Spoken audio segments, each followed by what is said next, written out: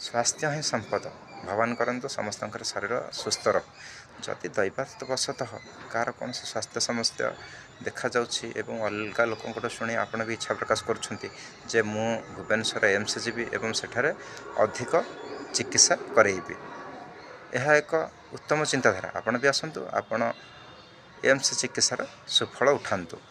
किंतु मु कहबी मो अभिज्ञतार आपड़ जो घर एम्स उद्देश्य बाहर किसी डॉक्यूमेंट रेडी कर आणतु जहाँफल आप हैरान होगा पड़ो ना।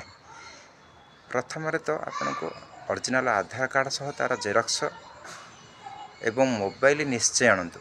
जो मानकर राशन कार्ड थिबो से माने ओरिजिनल राशन कार्ड सह तार जेरक्स कॉपी भी निश्चय आणतु।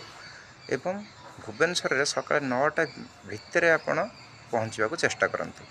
आपण हॉस्पिटल रे सकाल 9टा भितर पहुँची गले सेठारे प्रथमे आपण आभा लाइन रे छिड़ा हो जातु।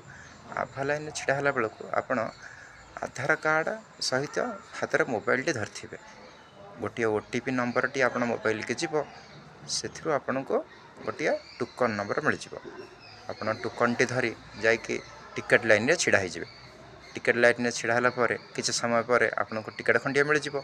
सेठी आपण तापरे आपण संपृक्त चाहूथिबा विभाग को चली जिवे। सेठी भी लाइन रे छिड़ा हेबे। छिड़ा होला परे आपण से टिकेट टी देखाई नंबर करी बसी जिवे। किछि समय पर डाक्तर देखैले डॉक्टर तो जदि आपन को मेडिसिन लिखुछंती ठीक अछि आपन मेडिसिन नै कि निज गां को पळै जिवे। जदि किछि टेस्ट लिखुछंती टेस्ट खर्चांतरू आपन को वंचित हेबा पई आपन राशन कार्ड टी देखै देबे जहाँ फल आपण खर्चांतर भी वंचित हो जिवे।